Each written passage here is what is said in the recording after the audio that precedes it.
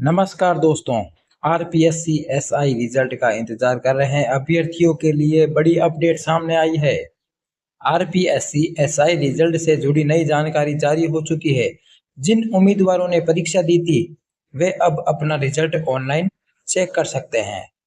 Result देखने के लिए सबसे पहले आधिकारिक वेबसाइट पर जाए। इसके बाद रिजल्ट सेक्शन में जाकर आरपीएससी एसआई रिजल्ट का लिंक पर क्लिक करें और अपना रोल नंबर और आवश्यक जानकारी दर्ज करके रिजल्ट देख सकते हैं। दोस्तों, रिजल्ट चेक करने से पहले अपने रोल नंबर और अन्य जानकारी तैयार रखें ताकि किसी भी प्रकार की परेशानी न हो। ऐसी ही शिक्षा और भर्ती से जुड़ी हुई लेटेस्ट अपडेट पाने के लिए हमारे चैनल को सब्सक्राइब करें और बेल आइकन को प्रेस करें ताकि आने वाली नोटिफिकेशन आपको इसी चैनल के माध्यम से मिलती रहे। धन्यवाद।